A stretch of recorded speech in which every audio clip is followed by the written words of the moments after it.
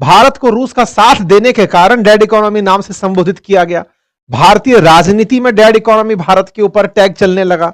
भारत सरकार को ट्रोल किया जाने लगा कि आप तो डेड इकोनॉमी है, कुछ नहीं कहते। इस डेड इकोनॉमी को या इस बयान को फिलहाल भारतीय बाजार ने मुंहतोड़ जवाब दिया है। जवाब ऐसा कि सारे रिकॉर्ड तोड़ दिए हैं, सारे रिकॉर्ड धराशायी हो गए हैं।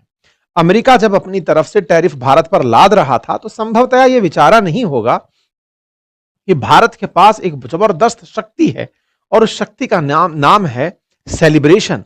और हम सेलिब्रेट करते हैं त्योहारों के नाम पर या शादियों में, और भारत के लिए वो गोल्डन सीजन चलना शुरू हो गया है। और ऐसे में तड़का भारत सरकार का लगा जब उन्होंने जीएसटी रिफॉर्म कर दिए। तो आज के सेशन में हम जिक्र करेंगे किस तरह से भारत सरकार ने अपने एक रिफॉर्म से भारतीय बाजार को पिछले साल से 25% ऊपर उठा डाला। किस तरह से भारतीय बाजार ने बाजार में इतना पैसा फ्लो कर डाला कि लगभग 50 लाख अस्थायी रोजगार पैदा होने की चर्चा निकल कर आई।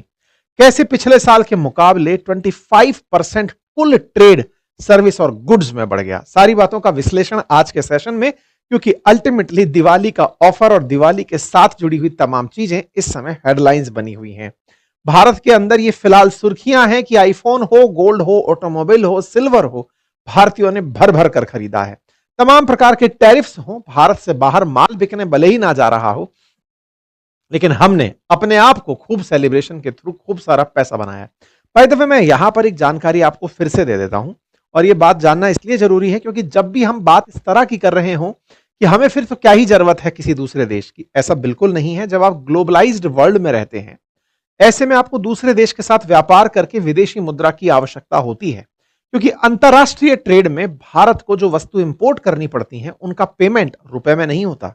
ऐसे में आपको विदेशी मुद्रा में ही पेमेंट करना होता है। विदेशी मुद्रा लाने के लिए आपको एक्सपोर्ट आधारित रहना होता है, और एक्सपोर्ट आधारित इकोनॉमी में भारत अभी लगभग $850 बिलियन का एक्सपोर्ट करता है, लेकिन उससे कहीं अधिक इंपोर्ट कर लेता है।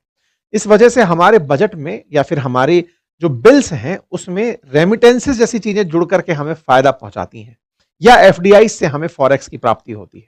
भारत को आवश्यकता हमेशा ये बनी रहेगी कि भारतीय बाजार बहुत तेजी से उठे, लेकिन भारतीय बाजार का ग्लोबल एक्सेप्टेंस भी बढ़े।